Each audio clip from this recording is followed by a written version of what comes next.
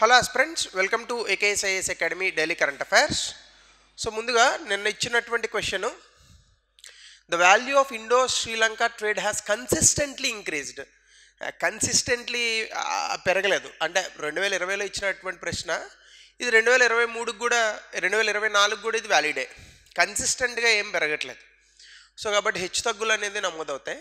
అలాగే last 5 years Nepal largest trading partner of India, Bangladesh ఉంటుంది అందులో. సో కాబట్టి అందులో భాగంగా second 2 only is the answer.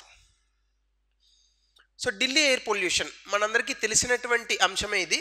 But seasonal topic, ఇప్పుడు మన సీజనల్ ఫ్రూట్స్ అంటామే అట్లా ఇది సీజనల్ టాపిక్ అనమాట. చలికాలం వచ్చేటటువంటి సమయానికి భారతదేశ రాజధాని చాలా విపరీతమైనటువంటి కాలుష్యంతో పెరుగుతుంటుంది.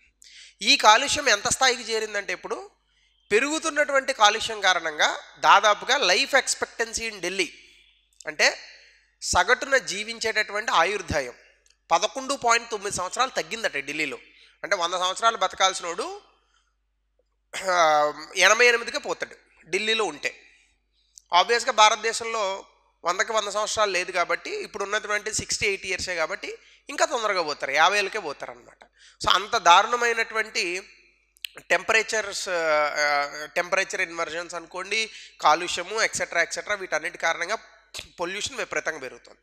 దీనికి ప్రధానమైనటువంటి కారణం ఏంటంటే ఫస్ట్ ఆఫ్ ఆల్ పెరుగుతున్నటువంటి జనాభా, ముఖ్యంగా నగరాల్లో జనాభాని ఆ జనాభా నుంచి వచ్చేటటువంటి ఈ కార్లు ఇవన్నీ వ్యర్థాలు, వాళ్ళు జనరేట్ చేసేటటువంటి పొల్యూషన్ డస్ట్, దీన్ని కంట్రోల్ చేయడం అనేది చాలా కష్టం. సో ఢిల్లీ పాపులేషన్ దాదాపుగా 3 కోట్ల వరకు వెళ్ళిపోయింది ఇప్పుడు. సో అటువంటి సందర్భాల్లో ఇప్పుడు పెరుగుతున్నటువంటి సమస్యగా ఢిల్లీలో మారింది. సో ఒకానొక సందర్భంలో 2011 ఆ సమయంలో నేను ఢిల్లీలో ఉన్నప్పుడు అప్పుడే పొల్యూషన్ ఉండేది. అప్పుడు ఇంకా ఇంత పాపులేషన్ లేదు, 1.2 1.5 crore పాపులేషన్ వరకే ఉండేది. ఇప్పుడు ఏకంగా 3 కోట్ల వరకు వెళ్ళిపోయిందని అంటున్నారు. సో ఇందులోనే భాగంగా మనకి ఢిల్లీలో ఉన్నటువంటి పొల్యూషన్ గల కారణాలు, అంటే ఈ పొల్యూషన్కి ఏ కారణాలు ఉన్నాయి, దీనికి ఎట్లాంటి చర్యలు తీసుకుంటుంది భారత ప్రభుత్వం, ఇవన్నీ మనం ఒకసారి చూద్దాం. సో ముందుగా న్యూస్లో ఎందుకుంటుంది Delhi air toxic. Air quality index ప్రకారం 450 దాటిపోయింది చాలా ప్రాంతాల్లో. సో సివియర్ పొల్యూషన్ ఉంది సిటీలో. సో దీని కారణంగా ఢిల్లీకి సంబంధించి కాజెస్, దీని కారణాలు ఏంటి, దీని యొక్క ప్రభావాలు ఏంటి, దీని సమాధానాలు ఏంటి, పరిష్కార మార్గాలు, ఇవన్నీ మనం చూడాలి. ఓవర్వ్యూ ఆఫ్ ద క్రైసిస్ కనుక మనం చూస్తే ఢిల్లీలో చాలా అధికంగా గాలి కాలుష్యం అనేటటువంటిది ఉంది. సివియర్ కేటగిరీకి వెళ్ళింది. కొన్ని ప్రాంతాలు భావన ఇంటర్నేషనల్ ఎయిర్పోర్టు, ఆనంద్ విహార్ నాకు బాగా తెలిసినటువంటి ప్రాంతం ఇది, మయూర్ విహార్ ఆనంద్ విహార్ అని ఉంటాయి, కొంచెం యూపీ బోర్డర్కు ఉంటాయి. సో ఇక్కడ చాలా విపరీతమైనటువంటి ఈ పొల్యూషన్ అనేటటువంటి నమోదవుతుంది. ముఖ్యంగా పర్టికులేట్ మీటర్ అంటాం, అంటే ధూళికణాలు 2.5 mm ఉన్నటువంటి ధూళికణాలు, 10 mm ఉన్నటువంటి ధూళికణాలు, ఇవి సాధారణంగానే చాలా ఇబ్బందిని కలిగిస్తాయి. సో అవి నైట్రస్ డయాక్సైడ్, సల్ఫర్ డయాక్సైడ్, ఇవన్నీ కూడా చాలా విపరీతంగా గాలిలో కలిసిపోతున్నాయి. అలాగే దీని కారణంగా విజిబిలిటీ తగ్గుతోంది. జనరల్గా మీకు ఢిల్లీలో కారులో ప్రయాణించిన, లేదని అనుకుంటే ఫ్లైట్స్ ల్యాండింగ్ కానీ టేక్ ఆఫ్ కానీ ఇవన్నీ చాలా ఇబ్బంది ఉంటాయన్నమాట. కొంతలో కొంత ట్రైన్స్ పర్వాలేదు. సో విజిబిలిటీ అనేటటువంటి చాలా తగ్గుతోంది. దీని కారణంగా శ్వాసకోశ సంబంధిత వ్యాధులు వస్తున్నాయి. ముఖ్యంగా పిల్లలకి చాలా ఎక్కువగా ఇవి పెరుగుతున్నాయి. అందుకే స్కూళ్ళను కూడా బంద్ చేశారు ఇప్పుడు. సో దీంతో పాటుగా ఇండియన్ మెట్రలాజికల్ డిపార్ట్మెంట్ ఏమంటుందంటే రానున్నటువంటి రోజుల్లో ఈ స్మాగ్ అంటే స్మోక్, ఫాగ్ అంటే తెలుసు కదా, మంచు, ఈ రెండు కలిసి ఇంకా రానున్నటువంటి రోజుల్లో వర్స్ట్ అవుతుందంట సిచ్యువేషన్. కొన్ని లక్షల మంది దీని తాలూకా ఇబ్బందులు ఖచ్చితంగా ఫేస్ చేస్తారని చెప్తున్నారు.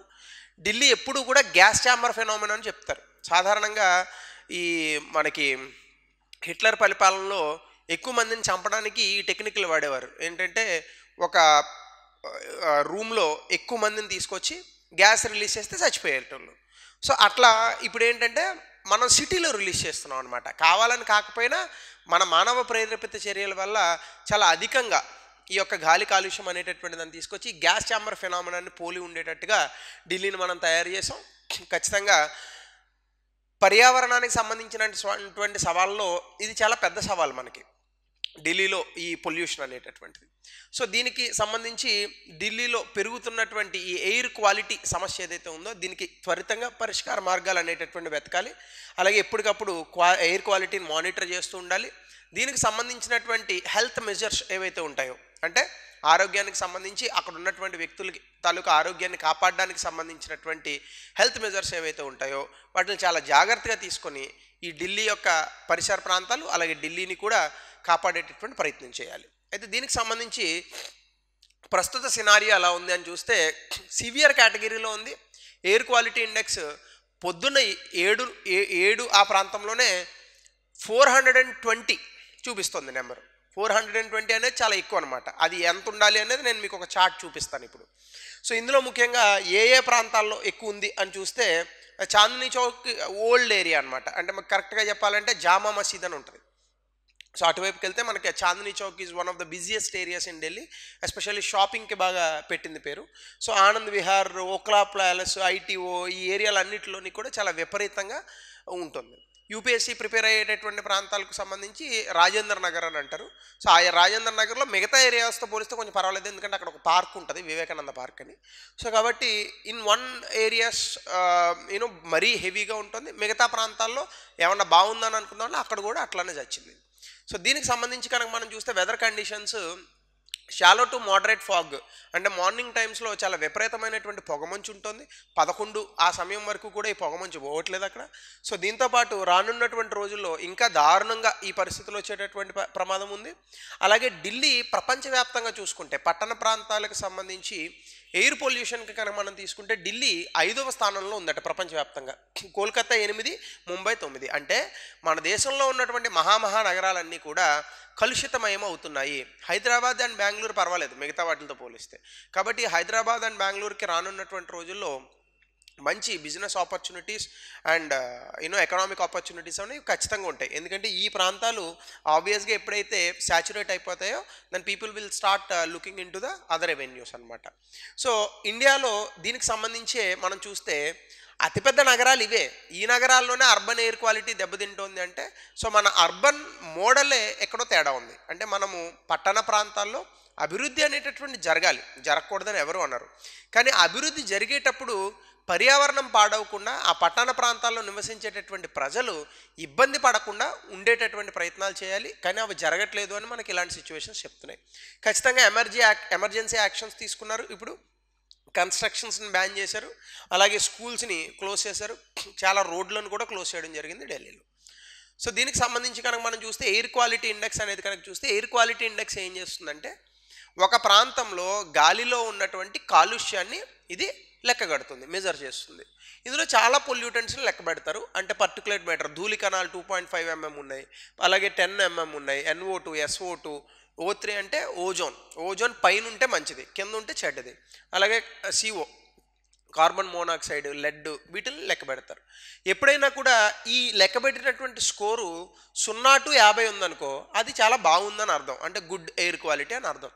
51 నుంచి 100 ఉందనుకోండి పర్వాలేదు, సాటిస్ఫాక్టరీగా ఉందని అర్థం. ఈ 0 to 50 మనకు ఓన్లీ పల్లెటూరులోనే దొరుకుతుంది లేదా అడవిలో దొరుకుతుంది.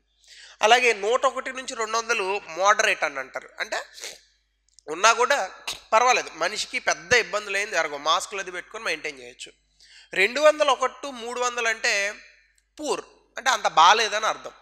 300 నుంచి 400 ఉంటే వెరీ పూర్. ఈ కేటగిరీలో కూడా లేదు ఢిల్లీ. నెక్స్ట్ కేటగిరీ 301 నుంచి 500, అంటే అత్యంత దారుణంగా ఉన్నటువంటి స్టేజ్ సివియర్ కేటగిరీ, ఆ స్టేజ్లో ఉంది. మరి మనకన్నా పెద్ద నగరాలైనటువంటి న్యూయార్క్, మరి భారతదేశంలో ఉన్నటువంటి నగరాల కన్నా అత్యధిక జనాభా ఉంది న్యూయార్క్లో, 4 కోట్ల జనాభా ఉంటుంది. ప్రపంచంలోనే అత్యధిక జనాభా కలిగినటువంటి ప్రాంతం నగరాల్లో టోక్యో జపాన్లో ఉంటుంది. మరి అక్కడ కూడా 4 కోట్ల పైచీలుకున్నారు జనాభా. మరి ఆ నగరాలు మెయింటైన్ చేస్తున్నప్పుడు మరి భారతదేశంలో ఉన్నటువంటి నగరాలు మెయింటైన్ ఎందుకు చేయట్లేదు? ఇది ప్రభుత్వం తాలూకా ఫెయిల్యూర్ కాదా? ఖచ్చితంగా. సో ప్రభుత్వం వీటికి సంబంధించి జనాభా ఎక్కువ ఉందంటారు. నగరాల్లో ఎక్కడైనా జనాభా ఉంటుంది. ప్రపంచంలో చాలా చోట్ల ప్రపంచంలో ఉన్నటువంటి నగరాలలో జనాభా ఎక్కువే ఉంది. షాంఘైలో లేదా జనాభా, అలాగే టోక్యోలో లేదా ఇండోనేషియా బాలీలో లేదని అనుకుంటే రియో డి జనీరోలో లేదా, మరి చాలా ప్రాంతాల్లో ఉన్నప్పటికీ కూడా మరి భారతదేశంలో ఉన్నంత లేవు కదా pollution. Of course I agree, ఢిల్లీకి సంబంధించి జాగ్రఫికల్ రీజన్స్ కూడా ఉన్నాయి, నేను కాదని అనట్లేదు. ఢిల్లీలో వస్తున్నటువంటి కాలుష్యం ఢిల్లీ పరిసర ప్రాంతాలు, ఢిల్లీలో ఉన్నటువంటి వ్యక్తుల కారణంగా కాదు, వేరే వేరే రాష్ట్రాల్లో స్టబుల్ బర్నింగ్ చేయడాలు, అలాగే వెస్ట్రన్ డిస్టర్బెన్సెస్ వచ్చి అక్కడ ట్రాప్ అయిపోవడాలు, లేదా ఇన్వర్జన్ ఆఫ్ టెంపరేచర్ అనేటటువంటి జరగడాలు ఈ కారణం చేత కూడా ఉంటుంది. కానీ మనకి రిపోర్ట్స్ మాత్రం ఏం చెప్తున్నాయంటే ఢిల్లీలో ఉన్నటువంటి వాహనాల వాడకము, అక్కడ ఉన్నటువంటి ఇండస్ట్రీస్ నుంచి వచ్చేటటువంటి ఉద్గారాలు ఈ కారణాలే ఎక్కువగా చెప్తున్నాయి. మరి వీటిని మనం ఎందుకు కంట్రోల్ చేసుకోవట్లేదు? At the end of the day డెవలప్మెంటా ప్రజల అంటే రెండు ఇంపార్టెంట్ అనే చెప్తున్నాం కదా, ప్రజల ప్రాణాలు ఎక్కువ ఇంపార్టెంట్ కదా. సో ఖచ్చితంగా ప్రభుత్వం వీటి మీద ఎక్కువ దృష్టి సారించాలి, మన అర్బన్ డెవలప్మెంట్ మోడల్నే మార్చాలి.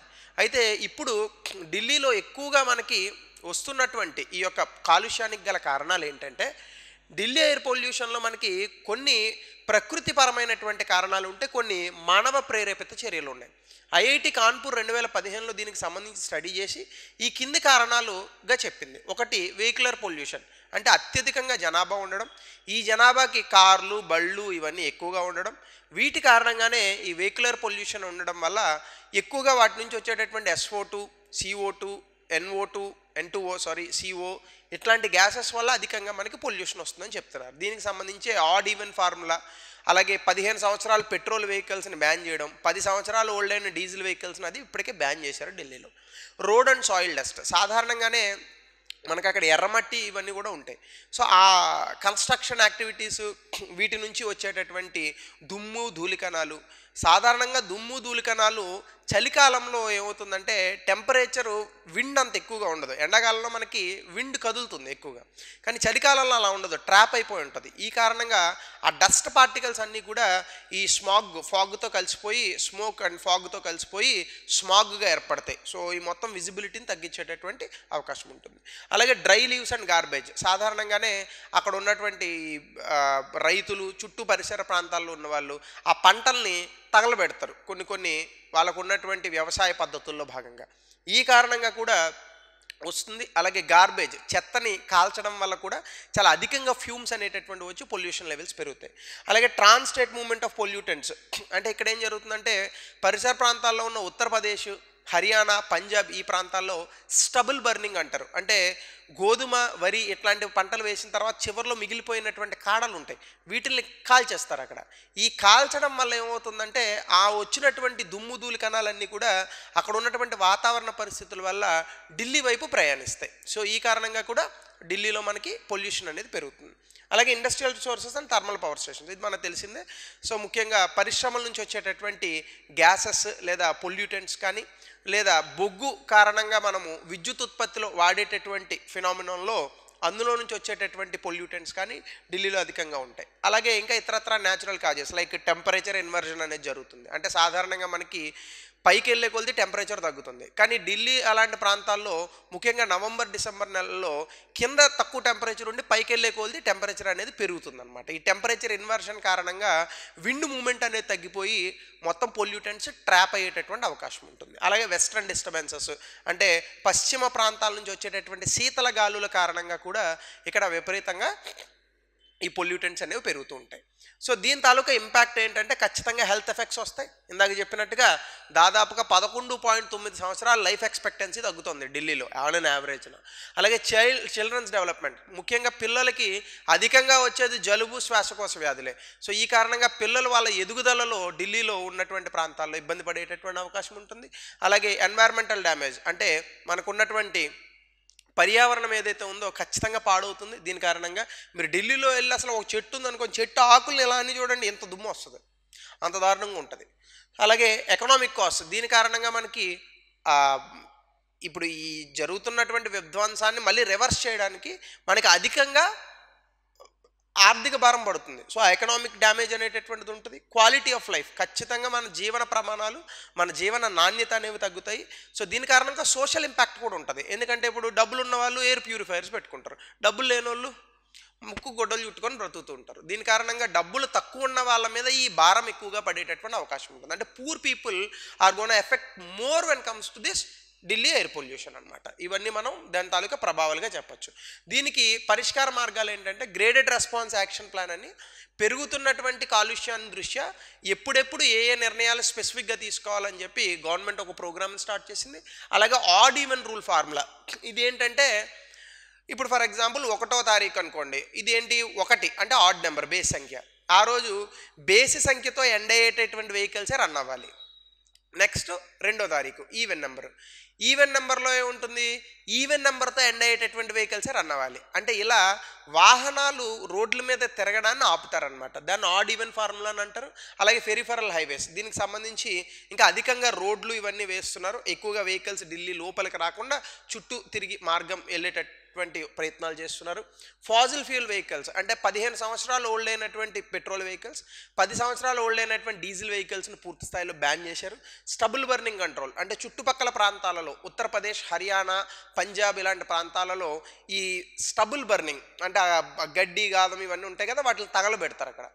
ఈ రకమైనటువంటి పరిస్థితులు కూడా అదుపు చేసేటటువంటి ప్రయత్నాలు చేస్తున్నారు. అలాగే భారత్ స్టేజ్ 6 నామ్స్ మనందరికీ తెలిసిందే, వెహికల్స్కి సంబంధించి భారత్ స్టేజ్ 4 నుంచి డైరెక్ట్గా 6 నామ్స్ తీసుకొచ్చాం.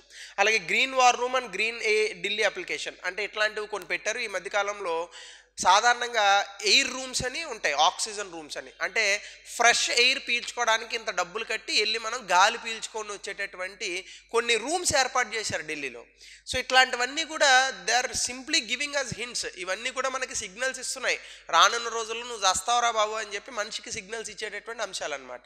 సో వీటిని ఆలోచించుకొని మనం ఎంత ఎక్కువగా చెట్లు అవి పెంచితే ఈ యొక్క ప్రాబ్లమ్స్ నుంచి అంత తొందరగా బయటపడవచ్చు. సో ఇది ఢిల్లీ పొల్యూషన్కి సంబంధించి. సో ఇందులో ఎయిర్ క్వాలిటీ ఇండెక్స్ సంబంధించి గతంలో ఇచ్చినటువంటి ప్రశ్న, సమాధానాన్ని కమెంట్ సెక్షన్లో తెలపండి. అలాగే దీనికి సంబంధించి 2021లో చాలా పెద్ద క్వశ్చన్ ఇచ్చాడు, అందుకే తెలుగులో కూడా ఇవ్వలేదు నేను. Key points of global air quality guidelines by World Health Organization, how they are different from last update in 2005. అలాగే ఇండియన్ నేషనల్ క్లీన్ ఎయిర్ ప్రోగ్రాంలో ఈ రివైజ్డ్ స్టాండర్డ్స్కి సంబంధించి ఏ మార్పులను తీసుకొచ్చారు. చాలా మంచి ప్రశ్న, 200 వర్డ్స్లో రాసేటటువంటి ప్రయత్నం చేయండి. సో మన వంతుగా కూడా ఇలాంటి పొల్యూషన్స్ అవి రాకుండా మన వంతుగా మన చుట్టూ జరిగేటటువంటి ఈ యొక్క పర్యావరణ డ్యామేజ్ ఏదైతే ఉందో, ఎన్వైరన్మెంటల్ డ్యామేజ్, దాన్ని ఆపడానికి అట్లీస్ట్ ఒక మొక్క నాటుదాం.